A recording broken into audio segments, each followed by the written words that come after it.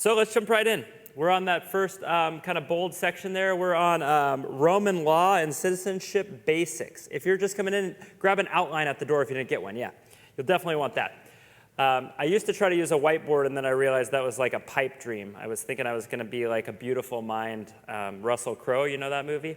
And then I looked back once, and there was nothing written on it after an hour. So it was just kind of like yeah, that's not going to happen. So we're talking about Roman law and citizenship basics. These are really interesting things, or at least they are to me, so buckle up.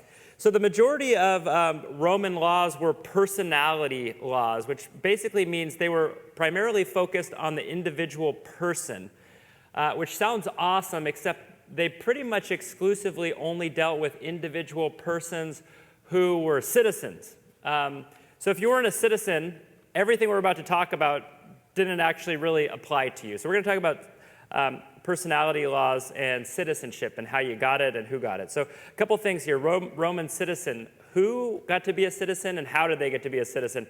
The first way you got to be a Roman citizen was really simple. Your mom and your dad were both Roman citizens. So if you were born into a family, mom and dad were both citizens, then you got to be a citizen, and everything we're going to talk about pertains to you. Another way that happened pretty ongoing was your dad was a citizen, your mom was a foreign woman, and it was a very simple process where your dad would go into like a court and have a legal document signed that my children are going to be Roman citizens. And if you were in good standing with the government, history tells us, they pretty much exclusively just granted you that ability. So you got to be a Roman citizen. Let's see, a couple things here. That little number 1 that says Roman men with citizenship, yeah, that's not a complete sentence at all, so I apologize for that. What that should say is Roman men with citizenship could be granted a right to contract a wedding, like a wedding contract, that upon their wedding to a foreign woman that their children would get to be Roman citizens. Women could technically be citizens, although their rights were not quite the same as men's. So the next way that you could become a citizen was your citizenship could be granted. It could be granted by leading to more honor for the Roman Empire, and that usually was almost exclusively military service. So we talked about that a bit. If you were a really good soldier and you just fought a lot of battles and happened to live through it, which was a big if, you were usually granted a land holding and you could get your citizenship. It was a really convenient way to take, frankly, poor kids, raise them up in this world that said if you're willing to fight and give your life for Rome and then you happen to survive, your entire family's fortune could change. Rome knew that was very unlikely, but in the case that it did happen, they granted citizenship for that. A couple other ways, if you were a huge financial contributor, say you were from a foreign land that had relatively good relationship with Rome, you were doing a lot of trade in Rome and you happened to be paying your taxes, like honestly, Rome would just honor that and they would make you a citizen.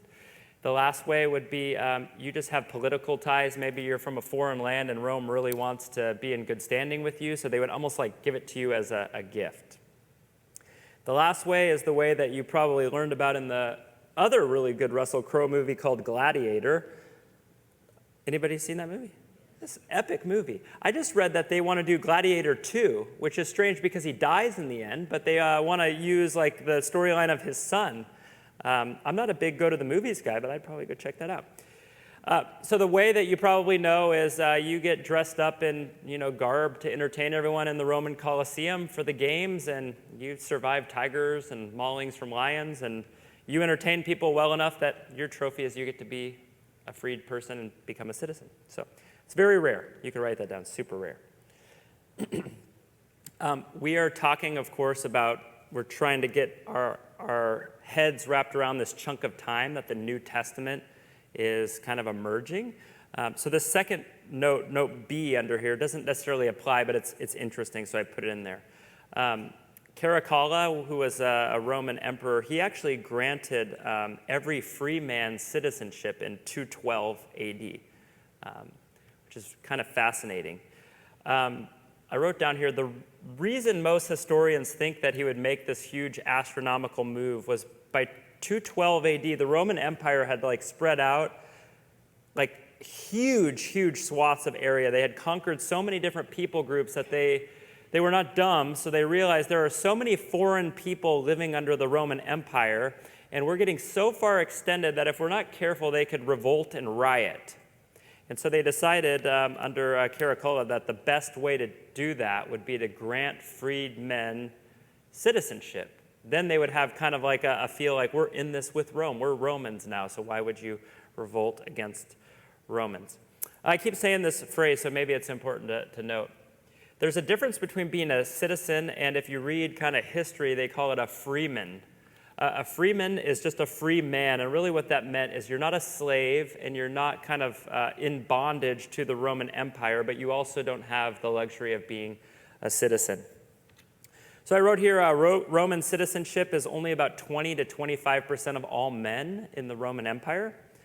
So let's talk really quickly about some of the rights that are afforded to Roman citizens. And I'll pause because there's a handful of these that only apply to men. So for instance, the right to vote for public offices and Roman assembly is a man only. The right to run for public office is exclusively male. The right to make legal contracts and hold private property is also male. Something interesting, I don't know if it crosses paths in the New Testament, but basically if you wanted to contractually obtain a piece of land, you would have somebody come out that we would call a notary. The notary would write up, usually they'd write up 2 forms of the contract, and you would sign it, usually like with your wax seal. You would both sign it. There would be a witness to say that you would sign it.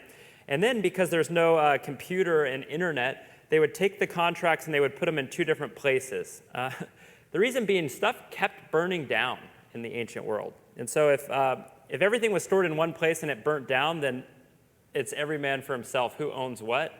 Nobody legally knows. So it's really common for all those contracts to be held locally, like in a temple. We actually know that in Israel, in Jerusalem, a lot of these contracts between Jews are actually held in the temple treasury. So in 70 AD, when Vespasian comes and destroys the temple, one of the most devastating things, other than destroying their place of worship, is he also intentionally destroys all their legal contracts so that there's no understanding of who owns what and what belongs to who any longer. So it's kind of a big deal. The right to have a legal Roman marriage and to have children granted citizenship, that's a right. The right of immunity of some taxes, those are local taxes that are, over time, they just, basically we're going to get to taxation, but you can think of taxation like this in the Roman world. It starts and you think like, well, that's very reasonable. And then they're like, well, we're running low on money and we got to, boost up our military to beat the North Africans. So they just start slapping taxes. And before you know it, the tax code is frankly, like the American tax code, where there's loopholes for people who know how to exploit it, and there's no way out of just crippling debt for people who don't. You had the right to sue in Roman court. You had the right to a legal trial, to appear before a court of your peers.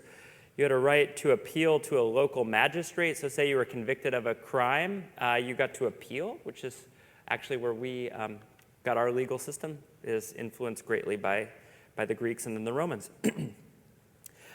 This is interesting. I just put it in here. This has to do with Paul, but you had the right to not be tortured or whipped. You guys may recall in the book of Acts, Paul, he gets himself into some trouble in Acts 22, and they strap him to a board, and they say that they're literally pulling out the flogs to whip him, and he I just envision he just kind of wryly says to the guard, hey, are you legally allowed to whip me? I'm a Roman citizen. And then if you remember, all hell breaks loose. They're like, oh my gosh, what have we done? They didn't know he was a citizen. So he actually has the right to not be tortured or whipped. I didn't know this until this week, but you also had the right to commute your death sentence to voluntary exile. So if you were I don't know, maybe you were a mass murderer or something, and they're like, yeah, you're going to get the death penalty, you could say no, I'd rather just be exiled, and you would get, exiled to some faraway land. This is relevant because the book of Revelation is written from John, while John was exiled to an island called Patmos, and you could type it into Google really quick and find out the people who got to live with John were people who got the death sentence and sent to exile instead. So John's living in sketchy land. Am I right in thinking that's what happened with Australia as well? Is that true? Yeah, isn't that right? Say that again? Yeah. Yeah, so like it was like all the British colonies, right? Everybody who was like in deep water or whatever got sent off to Australia. Yeah. Okay. I thought that, but I wasn't sure if that was true. So that's interesting. Oh, the one exception is treason. Treason is always the death penalty, and it's almost always done in a way that's going to be just devastating and very scary. So if you mess with Rome, they will torture you and kill you in a way that everyone knows you don't do that. It was illegal to crucify a Roman citizen. You could put in a little asterisk next to that. It wasn't illegal early on in the practice. It became illegal. But I could not find a record, and I continued to find ancient writers who kept saying that Roman citizens were never crucified. That was kind of seen as barbaric and not becoming of a Roman. Interesting, though, that they would strap somebody and rip them apart while they turned a wheel, but crucifying is way too gnarly for them. Okay, we are going to, let's see, we're going to do 1, 2, and 3, and then we will pause for questions. So here's some nerdy, weird stuff that I think is interesting. Here's some fascinating, strange, and peculiar Roman laws. It's illegal for women to cry at a funeral. It's fascinating. Let me paint this picture for you. Basically what would happen is, in the ancient world, you remember this from the last time we met, that everything is about honor and shame. The way that you got honor in death was that a lot of people showed up, and the amount of attention you got, like how big of a deal you were. And the amount of people who showed up and the amount of crying became kind of like a feather in your cap, if you will. And so what really wealthy families started doing is they started recruiting poor women to come and cry. We'll pay you. So what they would do is they would just have these lavish, enormous funeral processions, and they would march down Main Street so everyone would see, and they would sometimes bring hundreds, even thousands of people, always women, and I'll tell you why in a second, just to scream and shout and cry as though they were mourning for the person they didn't even know. And it became like this, it almost became like hosting a dinner party, like how lavish and huge could it be, because that would bring honor to your family. And it became a disruption to business and commerce. And so guess what? Rome decided women are not allowed to cry. It was written down. It's actually engraved in a famous brass of Roman laws, which is kind of funny. It sounds like it was very rarely enforced. So why is this interesting? It's interesting to me because Jesus has this episode. It's with Jairus. You guys remember Jairus and Jairus' daughter, right? Sorry, brain fart. Jairus' daughter is dying, and he comes to Jesus and says, please come, please come. Well, Jesus gets kind of hung up. And by the time he shows up, all the women are there, and they're screaming and they're wailing, right? They're crying, crying, crying. And then Jesus says basically like, shut up. She's not dead, she's alive. And what do? They immediately stop their crying and they laugh. How often have you been at a funeral where people are legitimately emotionally crying and then they can just stop, pause, and then start laughing? These are hired mourners. And I just thought that was interesting, the intersection. This is like a holdover from the Greek god, what am I trying to say? The Greek god system. This is letter B under 2. Death by natural disasters, like a lightning strike. You were not allowed to bury the body, and you weren't allowed to have a proper funeral because it was just seen as the gods were smiting you. You deserved it. If you got struck by lightning, Zeus, I guess, was up there and very displeased with you, so he just struck you dead.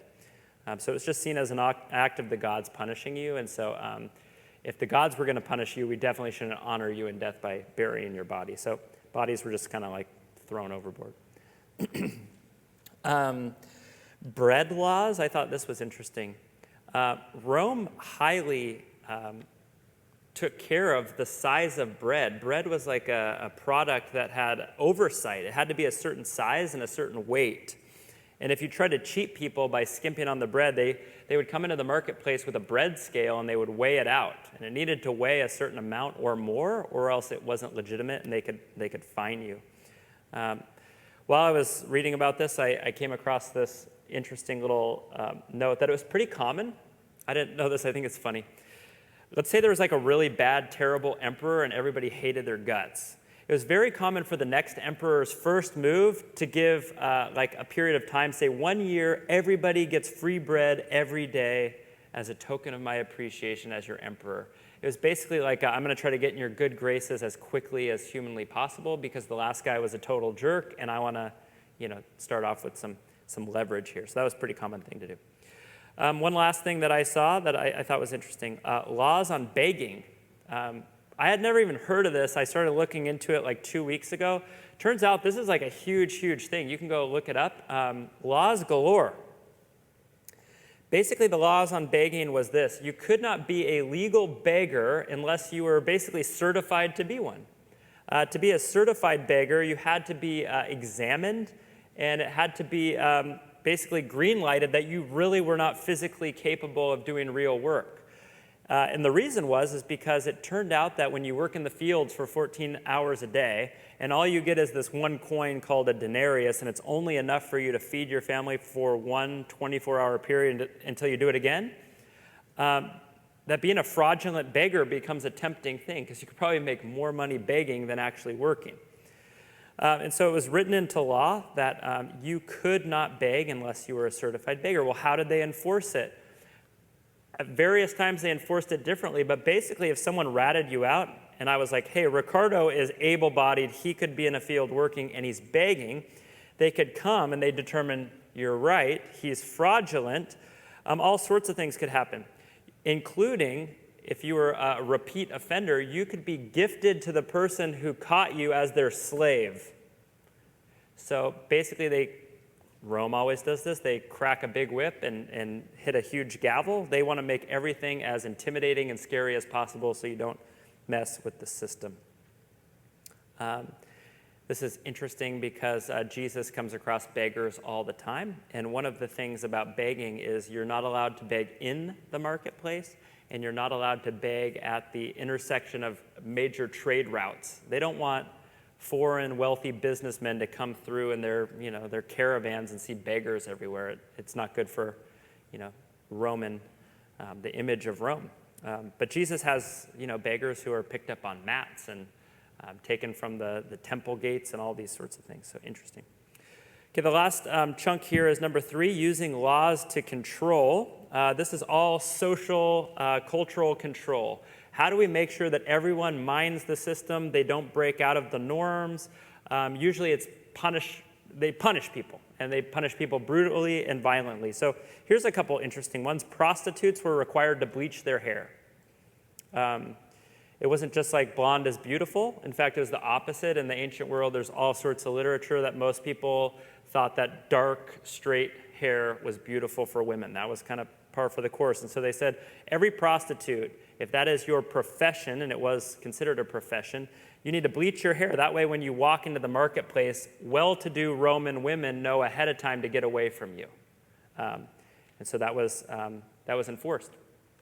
Got to bleach your hair. Another thing, and we can chat about this in a little while, purple and dark red clothing was actually forbidden to the lower classes. You were not allowed to wear that color.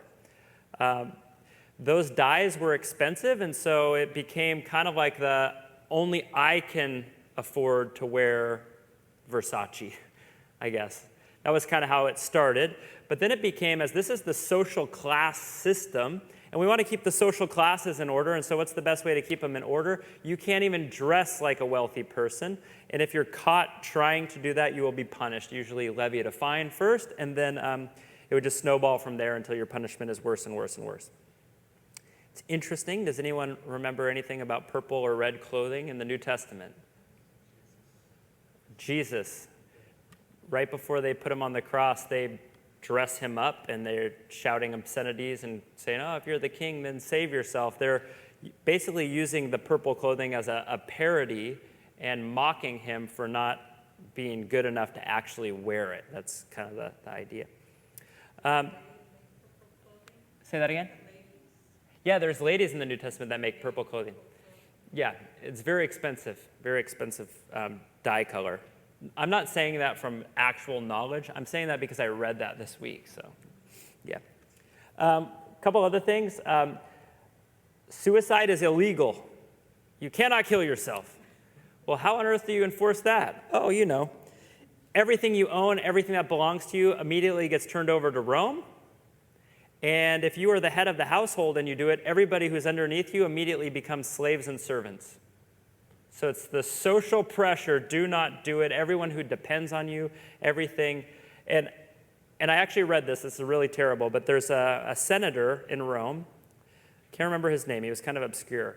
But he was commenting on the suicide laws, and he was basically saying if somebody is willing to do it, then they must have really meant it, more or less, because there's so much caught up in that idea of suicide in the ancient world. And so what we end up finding out is the people who committed suicide in the ancient world were almost always very sick, poor people with nothing, and they had already been banished.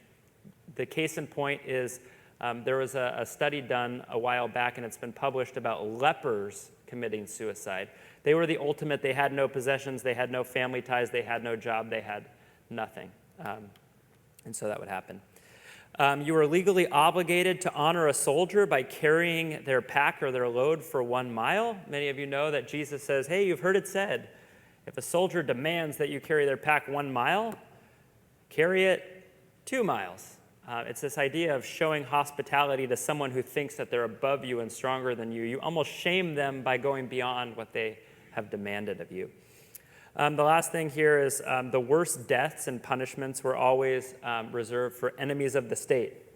So treason, being someone who organizes a revolt, murder of a prominent person, and so on. I wrote here, crucifixion. It's not super common. It's not something that Rome just busts out and does. Rome reserves crucifixion for people they want to make a point of. So I think I wrote in the notes, think of it as a giant billboard. So you think of Jesus crucified up on a hill, overlooking very populated areas. Think of it as a giant billboard of this is what it looks like if you mess with Rome. That's what this punishment is reserved for. So you can think of, the people on Jesus' left and right, murderers, more or less, right? Some notes there if you wanted to know. Basically, what it says is crucifixion was outlawed in the 300s AD. If you have a pen, this is actually important to know, but this guy Constantine, I think we've talked about him a little bit. Constantine is the one who legalizes Christianity, and he's the first Roman emperor who becomes a Christian. So basically everything Christian becomes legal under Constantine, and then things like crucifixion become illegal. 2E there, crucifixion is people die by asphyxia. They suffocate. Slowly their body is not able to hold up the muscles and the structures necessary to take a breath in. Soldiers were legally obligated to be there until the person was pronounced dead. And we find out that Roman soldiers who have been exposed to lots of violence have no problem with speeding up the process. So that's what we see in Jesus, getting poked with a spear. They're trying to speed up the process. Okay, that was fire hose gulp in there. Let's pause. Any questions? And I wrote in bold, repeat the question. Yes? What if the woman was naturally blonde? It's a good question. I don't know the answer. I would assume that she would want to dye her hair dark. But I do know in the Roman world that's pretty uncommon. If you just think of geographically the area, it's pretty uncommon that people would be blonde. Yeah. Oh yeah. I mean, they could bleach it. They could dye it. Yeah, they could definitely dye it. Any other questions? Yes, Victoria. Pilate committed suicide in exile? I did not know that. I had no idea. Interesting. Okay. Fascinating. Any other questions? It's just riveting, isn't it? You guys are just ecstatic, excited. Okay, we're going to, let's see. We're going to do one more. Actually, this section's going to be really long. You guys want a bathroom break now or wait? We've been going about 30 minutes. Who votes bathroom break? Cool. Okay, we're just going to keep going. I forgot my sparkling water. Hey, I was in here on Monday. We opened this place for prayer. People are here to connect with the Lord, right? And I'm drinking a sparkling water, and Ricardo comes right in and goes, "Oh, you called out Brian Eaton in church, and now you're drinking something." And I'm like, this is water, man. This is water. This is bending the rule, but not breaking it. It's all water-based, Andy. Oh, true. That's true. I'll apologize to you publicly the next time I speak on a Sunday, Brian. I'll call you by name. I'll just say, last time I tried to humiliate Brian for no reason except I was just feeling like really nasty and wanting to do that. Economics and taxation. I do want to say one thing.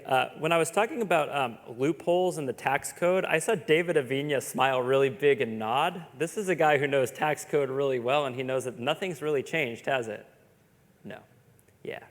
2,000 years later, people are still exploiting the tax code. And let's talk about taxes in Rome. I put a little quote here. This is from Caesar Augustus, the most famous of all the Roman emperors. And he basically more or less says this: look, taxes and military, these two things go together, they're interrelated, and as long as we keep these two things protected, we are going to be good, baby. They do a great job of keeping the military strong for a long time, but the tax system, as people cheat it and figure out how to exploit it, they begin to put such a burden on the growing empire that they inflate the money to the point where the whole thing pretty much falls down. And if you look up, where'd Rome go? What happened to Rome? There's lots of stuff that happened to Rome, but the main thing is that they basically ruined their economy to the point where they were weak and vulnerable, and they started to get picked apart, and that's what happens. So I did write a little bullet point here. This is, as you can imagine, discussing a tax code in 1.5 pages. This is very rudimentary. So these are just basic things. I'll do my best if you have questions. I'll do my best, but I got to be honest with you, I don't know a ton of in-depth information about Roman taxes. But it is important because this is the world we're about to read about starting in a couple weeks with the Gospel of Matthew. So common tax rates varied greatly. And that means from emperor to emperor. Basically, an emperor would come in and they would just kind of change things. They would just change like what the tax rate was. They would assess the needs and then they would just tax people. The main things that were taxed, or I guess the things that correlated to tax changes, military engagement. So how busy is the military? And they are busy a lot. And they are busy as the Roman Empire grows. They are busy on fronts that are very far from Rome. So it became a huge tax burden. The second thing is the size of the government. It turns out that the departments of Park and Rec in the Roman world ended up being 500 members deep and bankrolled by the people. That sounds familiar. The last thing that isn't on there is number 3 is building projects. So you ever see, maybe some of you have been to Rome, you start to see these mammoth, behemoth buildings that were, frankly, constructed so well they still exist today. Those things weren't cheap. And so you get these emperors that look around and think like, we got a great empire here, let's focus on the people. And that's kind of the total outlier. Most of them show up and say like, wow, this looks pretty good. Let's build 5 brand new cities and name them after me. And let's build them with labor that's going to be expensive. So that's very common, and that's very expensive. So the things that are taxed: land holdings, homes and real estate, slaves, animals, and personal wealth, and monetary wealth. Monetary wealth is kept in the books, and so every now and then Rome wants to check in, what's your assessed value? And they want to, take a look at how much tax was collected. This is how taxation worked. This is number 2. This is actually really fascinating and interesting because we all know the story of Jesus and Levi, the tax collector. This is a really interesting time that Jesus enters the world. I wrote here that before the transition from 50 BC to 75 AD, so that's a 125-year period, and we're going to find out about this in a second. But basically, the tax code was, taxes were assessed regionally and provincially by province.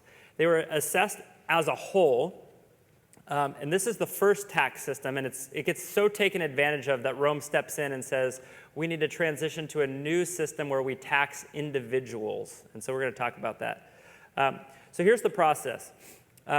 Rome would send people out to do a general census, and they would assess a region or a province's tax. The taxes would be declared to the local kind of government, the magistrates, the governors, the King Herods of the world. And those people pretty much got to keep their jobs as long as two things happened. Number one, Rome got their taxes, and there was no major dishonor of Rome, like rioting and things like that. This is actually, I think we learned this last time, Herod the Great, remember him? His dad was friends with Augustus Caesar. And one of the things that I think we even wrote in the outline was Augustus Caesar said Herod the Great's dad was a really good tax collector, which is why the whole family gets launched into prominence, because they know how to collect taxes and keep the peace. So, I wrote it there. There we go. This is also why people like Pontius Pilate are standing ready to be sent into a place that is starting to buzz and feel like something's amiss. So here's how the tax system worked. The most common system was called tax farming, and this is exactly who Matthew the tax collector is. Basically, Rome would come and they would do a census and say, this province is going to owe this amount of money. Let's just use a round number and say they're going to owe $1 million.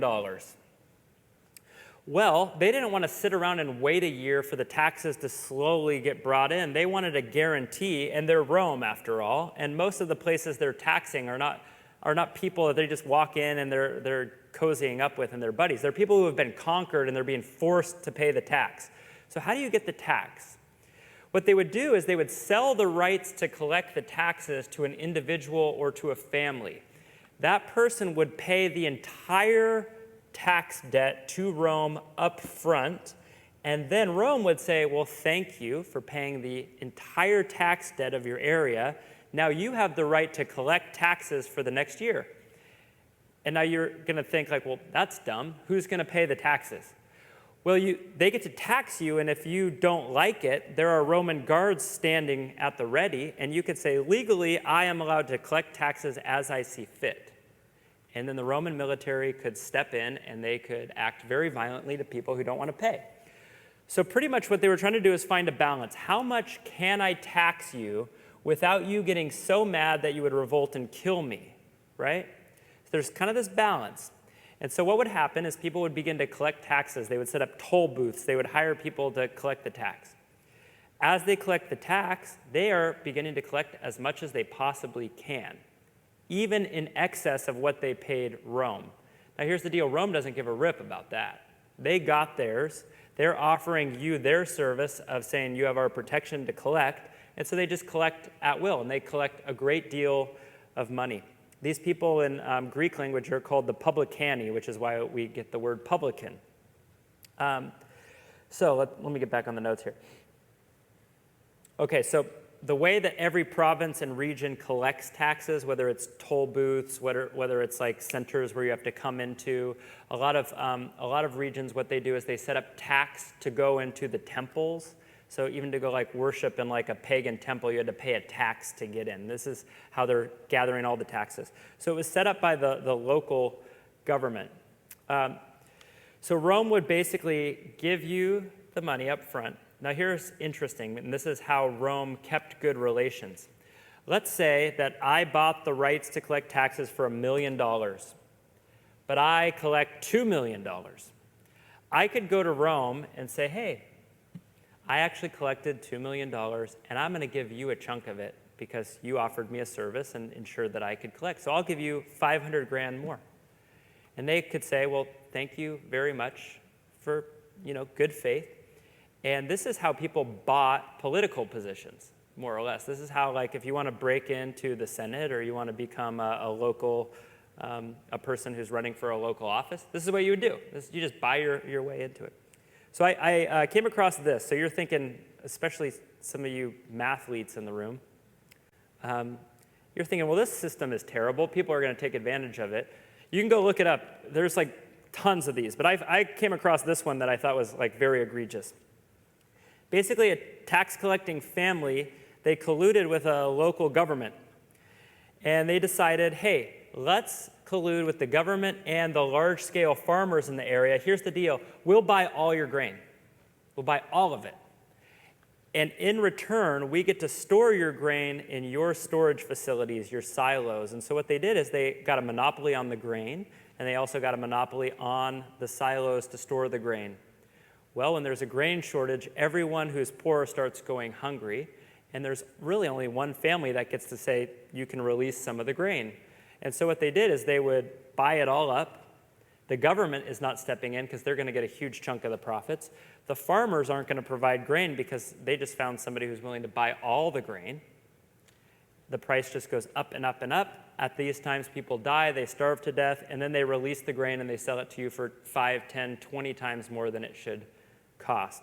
And all of this is happening with everybody who's in charge giving it the thumbs up because everybody is getting very, very rich. Excuse me, I really need that LaCroix. Is it bad to drink too much LaCroix? You're a doctor, do you know? Church is. Oh, in church it is. Yeah. I have a question about the farmers who are storing, it's their grain and they're storing it. Yeah. What keeps the farm, I mean, I know about shame and honor, but what keeps the farmers from like taking a little bit for themselves? When they're Oh, the farmer, so the question is, if you're the farmer and you sold all the grain and now you're storing it, what's to say that you can't take, you're definitely taking it for yourself because they're paying you. You're part of the scheme. okay, so what about helping out your buddy down the street? You probably helped out some buddies. This is like targeting the masses that don't get to eat, and they become so desperate they're willing to pay everything in their bank to get some bread. So this happens all the time, these sorts of things, big and small. And there's all sorts of markets that get influenced. It becomes so bad that in certain regions, the publicans who have the right, and they just continue to have the right to collect taxes. And they know it's not just the tax money, it's this position gives me the leverage to manipulate everything. They become, before the tax reformation around 50 BC, they become the local bank. People aren't even borrowing off the treasury of Rome anymore. They're borrowing off of the tax collectors. They have so much money and the ability to extend so much credit to so many people. They basically become the mafia of the ancient world. They have hitmen if you don't pay. They have all of this stuff. They're basically like the sketchy Al Capones of the first century. So Augustus Caesar steps in around 50 BC and says this cannot continue. This is not good for morale, especially, and also people are dying. And who dies? It's the workforce that they're depending on for doing all the labor. So he begins to a reform that takes 125 years. Here's why it matters. It matters because the reform starts in the big cities and slowly moves out to the small village areas. And so by the time Jesus is walking the earth around probably 30 AD, his area has not reformed yet. He still has a tax collector in a tax booth. And so you're getting a picture that tax reform is coming, but it's slow to get to a place like Galilee. And there's also, Rome has reasons why maybe they're slow to help out a Jewish area. They're not exactly like buddy-buddy at this point in history. Okay. So the taxation after reform. I wrote a note here. That's okay. If you want to know about minting coins, that's like super nerd behavior. You can come talk to me after. Taxation after reform, this is number 3. So as tax farming is slowly phased out, larger areas closest to Rome and then slowly outward. But it doesn't actually matter because the tax collectors that have been established now for generations have built up such astronomical wealth that even without the position and the authority to collect taxes like they had been, they now have so much money regionally that they can manipulate markets still. They just have so much money to do it and so much influence. And so what you find out is Rome, in their major city hubs, there's times during Reform where the major cities seem to behave themselves pretty well. This is where I think Rome has the most control. They have the most eyes. They have the most supervision on how people are interacting. It's in these small rural areas where one or two families could rule hundreds of thousands of acres that 10,000 people live on, that it gets really sketchy and people get really, really taken advantage of. And this especially applies to outside of Jerusalem, Galilee, and all the places that Jesus is at. So it lends to this sense of the gospel of desperation of common people. And so they began to phase it out. Let's see. And the way that they did it was they went and they did a large-scale census. Now, before, when they would do a census, they would send people out to the provinces and the regions. Now they're sending people out to do a very detailed census, and one of the things we find out is if we want to know who the citizens and who the free men are that are going to pay tax, we want to know who they are, and the best way to know that is to send them all back to their hometown. So we get this story that Jesus is going to be born, and Joseph gets word that he has to go back to his lineage's hometown, which is why he goes to Bethlehem. He has to go get registered there. He has to go put his name in the book that I am, I came from the lineage of the town of David here in Bethlehem, and he takes Mary and Jesus to Bethlehem. And we'll talk about this when we get to Matthew, but when you take your pregnant fiance that you're not married to in the ancient world back to your small little conservative hometown, there's not a whole lot of people who want to bring the shame upon themselves of welcoming you into their home. So that's kind of a interesting tidbit. And so they began to try to directly tax adults and households, and that was based on their income, which is, as you can imagine, very hard to track. It wasn't auto-draft directly to your bank account. You wake up and the IRS has taken or put money in a bank account, which is absurd. Rome wishes they had that technology, but they didn't. An interesting note here, the Fiscus Judaicus, that's not how you say it, but just pretend with me that that's how you say that. This is a tax on the Jews. This is just like an interesting note. I had told you the year 70 in church history is an enormous date. That's the year that Rome decided we've had enough with the Jews. We just can't tolerate their petty squabbles and their rioting all the time. They're not worth it to us, let's wipe them out. So they go in the year 70 and they wipe out the entire temple and they only leave one wall standing. That's the Western Wall. Has anybody been to Jerusalem before? The Western Wall is also called the Wailing Wall. It's the only intact wall from the temple as we knew it in the New Testament. It's still there. If you look it up online, people, they write little prayers and they stick it into the cracks of the wall. So they call it the Wailing Wall. It's the one that was wept over because it was the only one left standing. Basically what happened, in the 60s, the Jews basically decided that we should run this area. This is our land, not Rome's. God gave it to us. We shouldn't have to pay taxes, and if we need to get violent, let's get violent. And so before they act violently, before Rome just gets in the habit of going and obliterating an area, including some of their own citizens, because some of the Jews are citizens. You don't want to just go in and, can you imagine if DC sent a tank and took out a whole bunch of its own citizens? It'd be a very bad look. So they decide they need to start doing things to get people under control. So one of the rulers, Vespasian, he signs this special tax, and it only applies to Jews. And it's that they had to pay a tax directly into the treasury of the temple of Jupiter, which is a pagan temple. And you can imagine Jews don't like the idea of their Jewish money going into a pagan temple. The way that they coerced people into doing it was that those who paid in full would not be violently forced to offer sacrifice in a pagan temple. It turns out that Vespasian was not Jewish, and he didn't know how deeply these convictions in the bloodlines went. Very few people actually went with this idea, and so this is one of the reasons he just decides we got to go destroy it. Before we move on, I think this is an important place to pause.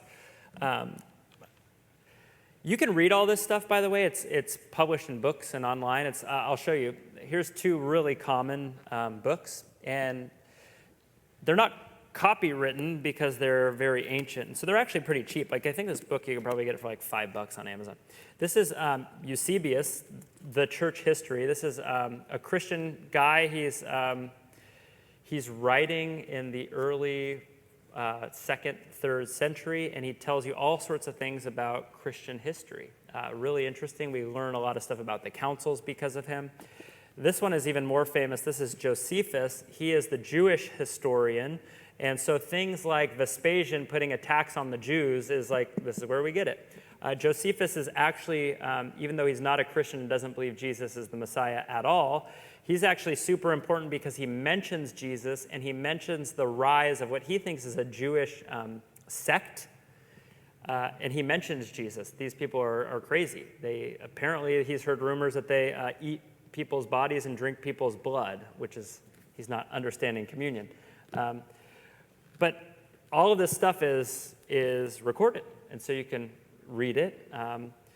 What's fascinating, and it's important if you read stuff like this, is you can also read the same events in Roman history, and it's a good reminder that depending on who wrote the history totally shapes the story, right?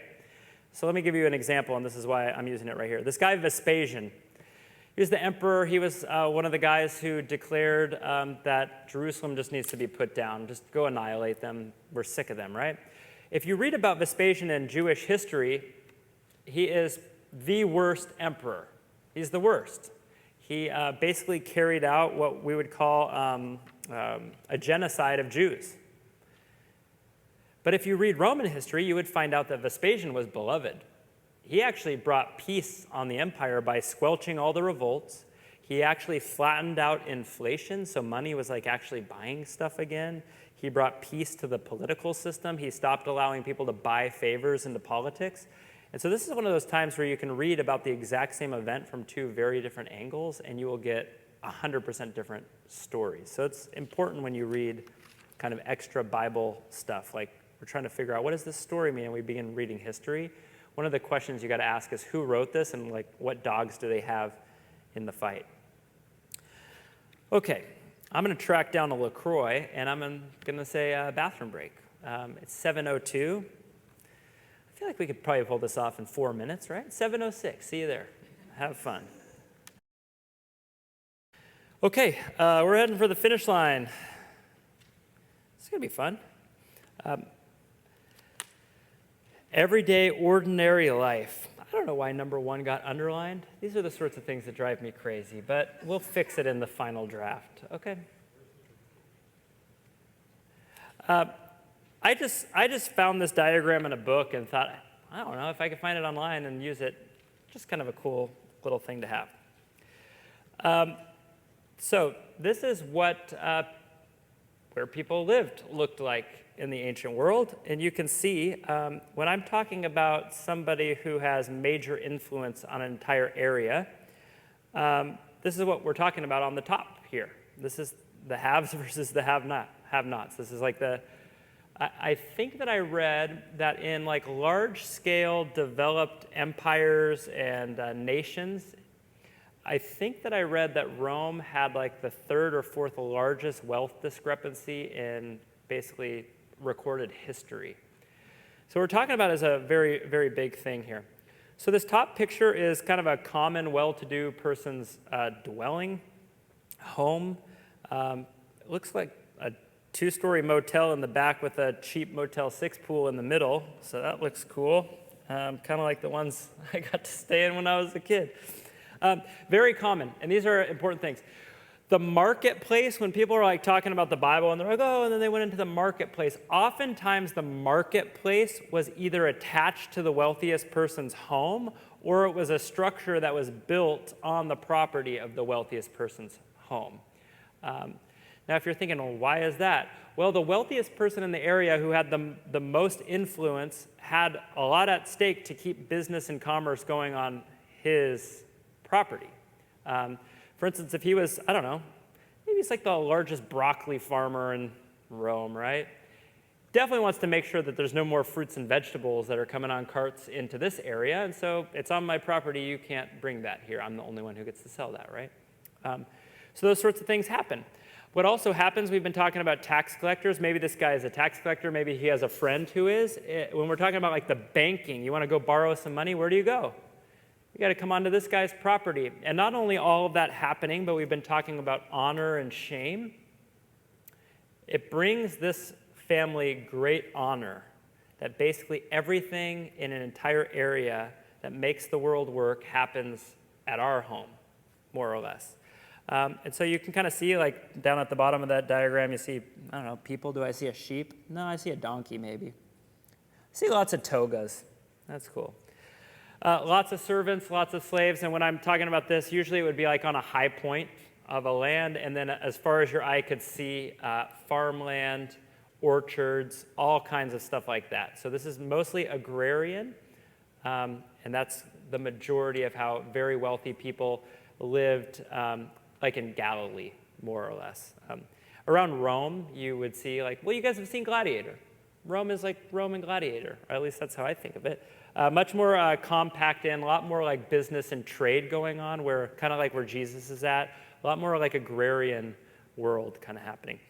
Down below is kind of a common dwelling, as kind of rendered by a history expert who knows these sorts of things.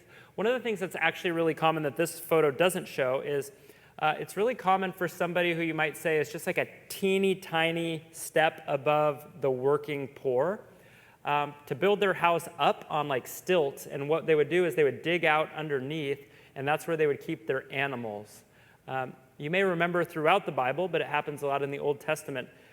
When people wanted you to know how wealthy somebody was in the Old Testament, they usually told you how many animals they had, right? They're like, oh, this guy, Abraham, you won't believe it. He's got 5,000 goats. You're like, well, that's weird. Like, why doesn't it just say he's got like 10 million in the bank, right? Because that's how they're telling you. And so even to have an animal that you could milk is an enormous deal in the ancient world. That is, it just gives you a little leverage above you could die and get sick if you broke your arm and you couldn't pick apples tomorrow. So really common. A lot of scholars say how it's described where Jesus is born is actually probably in that setting. It's probably underneath someone's home in a stable where they would keep animals under the home. So I don't know how accurate that is, but I've heard enough people say that where I think that's a possibility. Okay, this is where we really head for the finish line. Some interesting insights and connections. Some of these are directly with today, but I just wanted to begin to connect the dots in our minds, because in 2 weeks we are done with all the tools to study the Bible, and we're going to go verse by verse through the entire book of Matthew.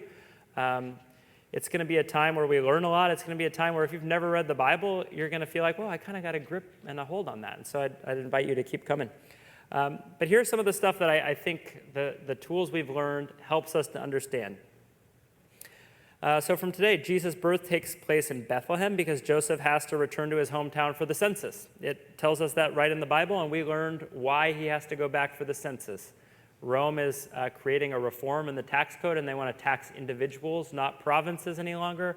And so Joseph has got to go back to Bethlehem to get his name written in the Bethlehem book.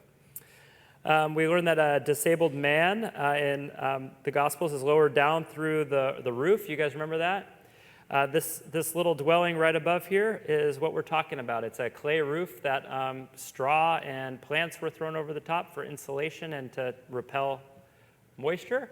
And so some guys get up there and they dig right through. And has anybody ever wondered how'd they lower him down? Did they like use a pulley system? Did they just drop him? Anybody ever think this? We get the story that Jesus is there and it's like all beautiful. Here comes the guy. Like he doesn't levitate. How does he get down? And do they just like drop? Anybody ever think this stuff? I have no idea how they did that. I don't know. What's that?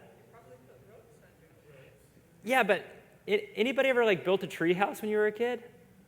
Like I've tried these tricks with ropes one. It's not as simple as you just wrap a rope around a guy and drop him. That's how you like give your brother stitches. Like I actually gave my brother stitches on the trampoline. We had watched the movie Three Ninjas, and I decided to kick him, like flying ninja kick, and he just flipped off and hit his head on the dirt below and needed it to get stapled closed. So And we were not in good standing for a while. It happens. Next thing, we learned that Jesus eats at Levi, the tax collector's home. I wrote that because his home probably looked an awful lot like the top there, not the bottom. So now we have Jesus, who, by the way, is really uniquely positioned in the ancient world as a rabbi. Because we know he's not a citizen of Rome. So by Roman standards, he's a free man. But he's a rabbi, and because of his religious position and his teaching, he actually ends up getting access to a lot of different people that most people in the Roman world would not affiliate with. So Jesus can go from an interaction with a leper, and then a couple chapters later be seated at not seated, he'd be lounging on the cushion at the dinner table of Levi the tax collector. We learned about honor and shame. There are very few people who would be positioned in this world to be able to do both. So I think it's very, very fascinating that this is how God sends his son into the world. He sends him perfectly in a way where he can interact with all people, and because of his kind of religious standing, he doesn't get docked honor points. So you notice, like, for instance, prominent Pharisees don't want to get caught dead with the adulterous woman. They want to kill her. They don't want to be in the crowd with the leper because this is like docking their honor. Jesus can integrate and nobody holds it against him. It's very fascinating. We learned, so Jesus has the thing with Jairus' daughter, a large commotion of crying people. It says they're playing the flute and they're making a big scene of it. We know that Jairus is a really wealthy guy, so he's probably hired out this funeral procession, or maybe in his absence, maybe his wife did it, and Jesus shows up. They're all crying. It's technically against the law, but nobody honors that. And then Jesus says, oh, she's not dead. And then they start laughing. They just shift gears. And so we learned, well, that's a weird cultural thing, but that's why they do that. Let's see. Jesus says not to carry a soldier's pack 1 mile, go ahead and go 2 miles. So he's commenting on a Roman law, and he's saying, basically, well, how about you think of the law not as kind of the confines for how you live, but how about you think about it as how could you offer hospitality and grace in the midst of the legal system you find yourself under? Jesus is put in a red and purple robe before he's crucified. We learned only the wealthy, highly established people are even allowed to wear that color, so this is kind of adding to the shame they're trying to put on him. And then some of the other things I thought of is Paul, like we said before. Paul turns out to be a Roman citizen, and they all freak out, right? They freak out because to abuse or break the law on a Roman citizen is a crime in and of itself. And so all these people around are now fearful that they've committed a crime. Let's pause. Any questions?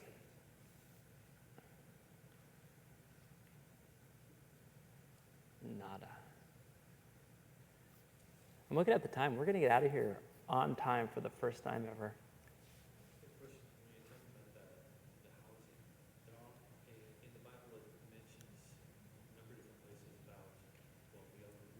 Yeah.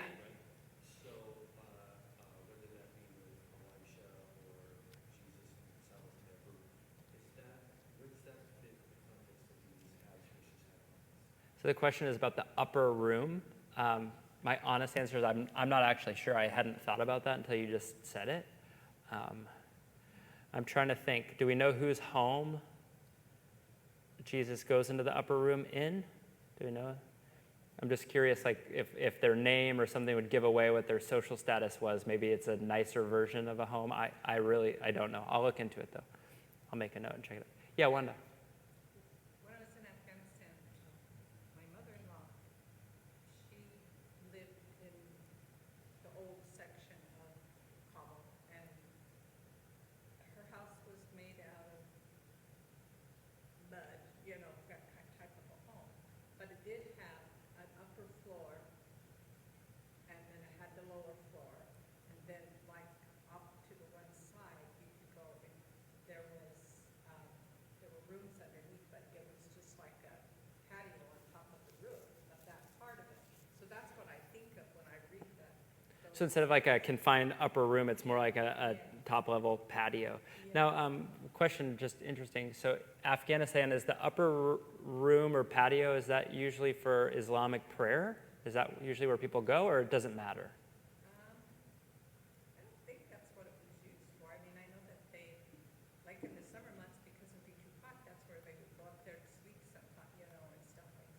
Interesting.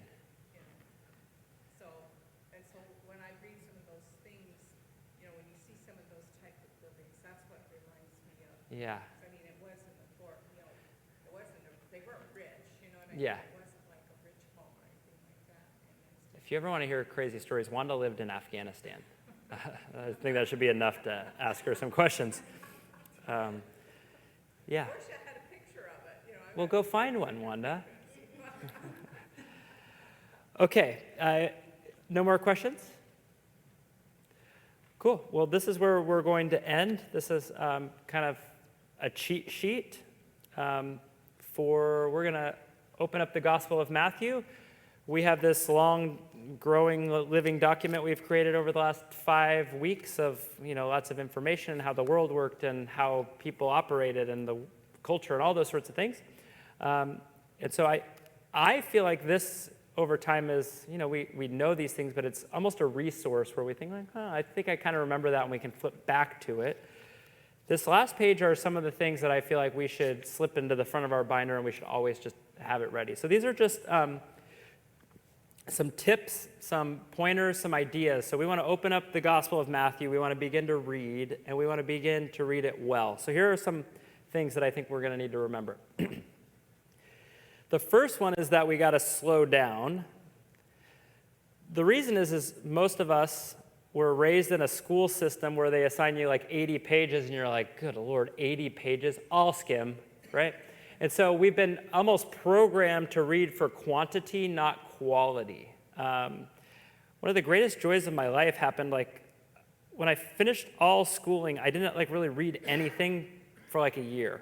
I mean, I read the Bible. I work at a church. People, relax. But I didn't really read a lot. And then I realized I can read whatever I want. And I started reading old books that I had read when I was a kid. And then somebody was like, oh, have you read Harry Potter? And I'm like, no, that's for kids. And they're like, here. And they gifted it to me. So I just read it. And I thought, reading is so fun. It's cool again.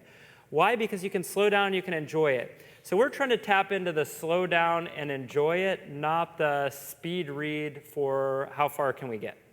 So we're reading to comprehend, not to consume.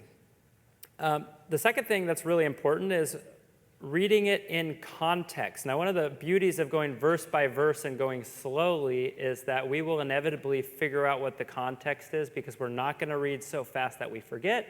We're also not just going to jump into the middle of Matthew and decide what 1 or 2 verses mean exactly and then get out of it.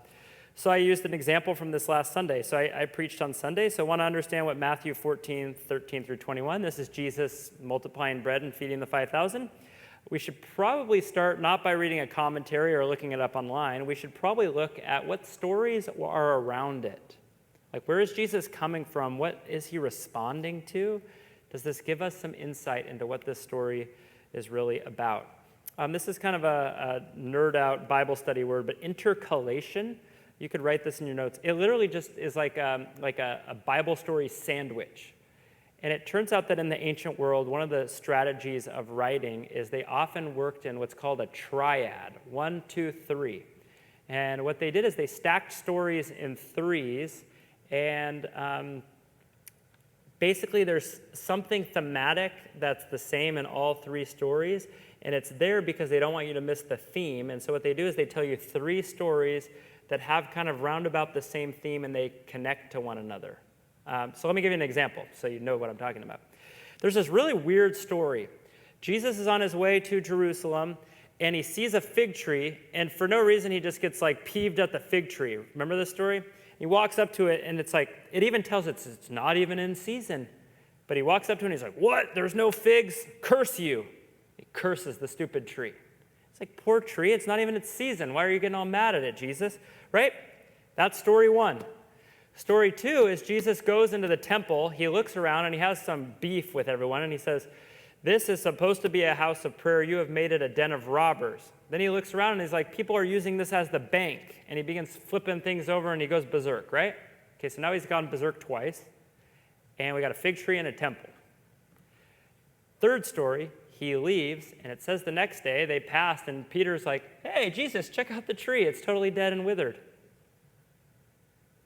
Well, wow, that's weird. Well, you could read basically any commentary about Matthew, and the commentator is going to tell you that story, what they're trying to tell you is that this place that is supposed to be teeming with life and throughout the Bible has told you the terminology is it should have fruit is called the temple. It should be the place where people are coming alive, where they're being fed with the good stuff, and it's dead and rotten and has no business even trying to make fruit at this point because it's totally lost its way. And so the story is that Jesus illustrates it, and then it's narrated in a way that's telling you that these three stories go together. The temple is like that tree. Why is it not its season? It hasn't been its season for a long time. And if it's not the season for bearing fruit, then you might as well just be wasted and quit, taking up real estate in the ground. So that's what an intercalation is. It's a triad of three stories. And so that is a technique that Matthew does use, and we're going to see it when we get into Matthew. The number 3 thing that I wrote here is give the word and yourself space to breathe. Learning and understanding takes time. Read, pause, pray, pause, go for a walk, pause, sleep, read, pause. I mean, sometimes these stories we jump in and we're like, what does it mean? And you're like pulling your hair out, what does it mean? Or you're texting Andy at 4:30 in the morning, Michelle Rice. What does it mean? And the honest truth is some of these scriptures you can go type in like, what does it mean? And then you click on the first thing and it's like Jewish scholars have been arguing over what does this mean for 3,000 years, right? So you got to give it some space to breathe. And we got to remember that there's two different what does it mean. It's like, what does it mean and what is it speaking to me? And sometimes those are the same and sometimes those are a little bit different. And so we got to give things space and time to think it out.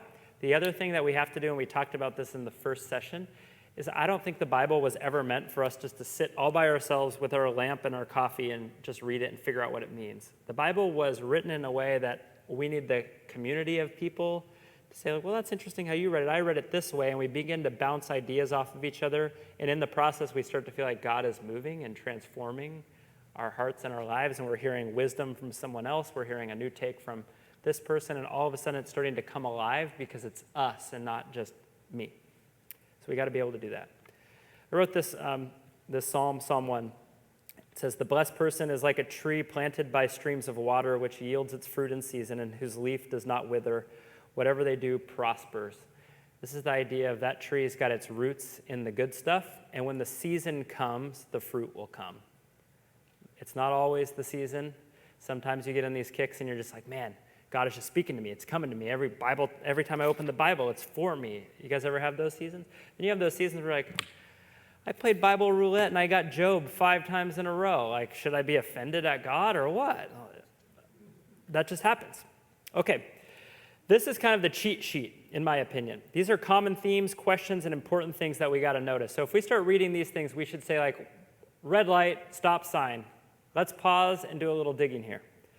So names. We've talked a great deal about Hebrew culture. Names are very significant. In English, we just read over them because we think, oh, a name just identifies a person. In the Hebrew culture, a name has a very, very specific meaning. So for instance, Jesus calls Simon and then he renames him Peter. That's cool, move on.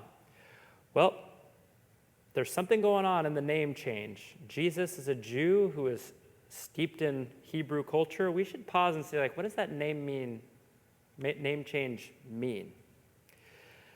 This is already giving me anxiety and I'm biting my nails. Written genealogies.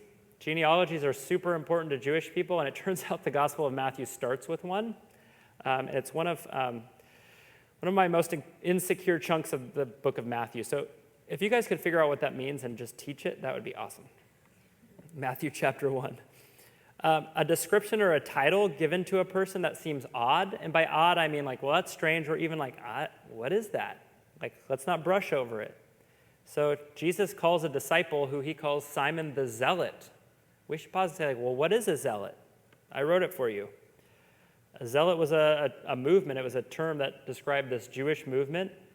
They wanted to expel all pagans out of the Holy Land, even if it required violence and force. And so we can actually read stories of the zealots. When Rome was onto them, they basically became like masked bandits in the night. They would disappear out into the desert, and then the sun would go down, and they would rush into the city centers, and they would kill Roman guards, and then they would disappear again. They were like, any means necessary. And Jesus just happens to call one of them his disciple. That's pretty sketchy and scandalous, right? You probably don't want to be caught in this guy's company, and now Jesus is like, not only do I want your company, I want you to come follow me. Occupations. Sometimes we read an occupation and we think, oh, I know what a fisherman is, duh. But do we pause and say, like, well, what was a fisherman doing in the first century? Maybe it's a little different. Or maybe it's an occupation that we know nothing about, tax collector, or frankly, an occupation in the ancient world that you could, register as your occupation is prostitute. Like, do we know what that means and what comes with that? Jesus being in the company of a prostitute and letting her wipe her blonde hair on his feet is not just scandalous, it's like that would expel you from most social circles. And yeah. Yeah, just really quick, because you talked about prostitutes earlier for Roman, that was like you mentioned that occupation. Was it scandalous for Romans to be in the company or presence of a prostitute versus the Jews who were obviously very immoral? Like, was it a different connotation? Yeah. So the question is like prostitution and who is using a prostitute more or less and what is accepted and not accepted. By the first century, I'm not aware that Jews are frequenting prostitutes. But even in the Old Testament, we get this word concubine and we hear like, oh, Solomon has tons of wives, right? There's like a social structure to this. And it kind of works like this. A well-to-do Roman man is thought of as more of a person than his wife, okay? So he can pretty much do whatever he wants. You could visit a prostitute, and as long as that wasn't like, public, out in the open, or your wife like knew all about that, it was just kind of assumed that that was happening. In fact, we know that because the Roman legions often dispatched with bands of prostitutes with them. Like the Romans just sent prostitutes with the military. There was also a concubine, and a concubine was a little bit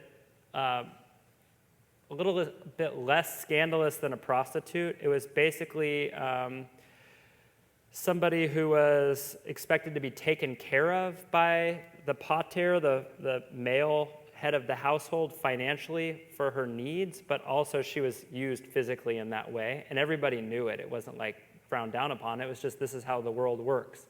The husband's job to his wife as the only wife was she was the only one that he was expected to bring honor to. Does that make sense? So the other two groups were just like, that's just my physical use, whatever. My wife deserves honor, which is why that these women were never to cross paths with the wife, more or less. Pay attention to numbers. There's 12 disciples. Jesus spends 40 days in the wilderness. If the Bible goes to the length of telling you a number, you should definitely circle it and say, like, well, why is it even bothering to tell me that? I should look into that. Locations. Jews are obsessed with locations. If you've ever read like Exodus, everywhere they stop, they are like, then I piled 2 rocks on top of itself and I named it this after the Lord my God who spared me from stepping on that spider, right? They do it all the time. And so names mean stuff, locations mean stuff, but also by the New Testament, we want to know, did something happen here in the past? Like Jesus starts doing like all kinds of crazy miracles in Jericho. And Jericho, it turns out, had been the site of God's movement in the past in a way that Jews were still talking about. The towers came tumbling down. The power of God was in Jericho. Now Jesus is there, and Jesus starts doing an abundance of miracles. And so we got to ask, do these have some relation to each other? Is Jesus trying to draw attention to something? Does the story take place in Galilee or Samaria? The exact same story can mean something very different depending on where it takes place. Do we see strange behaviors? So for instance, Jesus literally calls a woman a dog, and a dog was a derogatory term in the first century. That's strange. The disciples are like pushing and shoving kids away and demanding that the children leave Jesus alone. That's odd. So we got to ask ourselves, is there something cultural going on that I don't understand? I think in both cases the answer is yes. Cultural, kind of social references like agricultural metaphors. Let's not assume that we know about farming, let alone first century large-scale agrarian farming. So anytime that kind of stuff comes up, we should pause and say, like, well, wait a second. I'm going to do a little digging. What does it mean to be grafted onto a vine? How does that work? What's that process like? If I'm someone who's not Jewish and Jesus is saying even the Gentiles can be grafted onto the vine, I want to know what grafting means. It's interesting. The last thing is a historical reference, just a blatant, Jesus mentions an event in Israel's history. We should pay attention to that. There's some more things we'll probably run into that aren't on this list, but these are a good start. It's 7:34. We shouldn't have taken a bathroom break. That was the problem. We would have been on time if it wasn't for the bathroom break. Let me pray for you. You're welcome to linger and socialize as long as you would like. I hope that some of you will take advantage of the bike ride next week. If you don't know what that is, come talk to me. I'm actually going on a long vacation, so I'll be gone for a while. I'm going to Idaho. I'm going fly fishing to Idaho. Woo-hoo. Let me pray for you. God, thank you. Thank you that when we come together in unity, because we want to follow you, we want to learn more about you, that you always show up, that you pique our curiosity, that you help us learn new things. And God, I just continue to pray the same thing, that these would be tools that help us grow closer to you. So as we transition in the next couple weeks towards studying the Gospel of Matthew, we just pray right now that it would already begin to just come alive. Would it just be in 3D, full HD color to us in a way that it never has been? Would you bless your word as we study it? Would you transform hearts? Would you lead us in the way, as your Bible says, the way everlasting? We love you, and we just ask that you would go before us. Thank you for this time. Amen. Amen.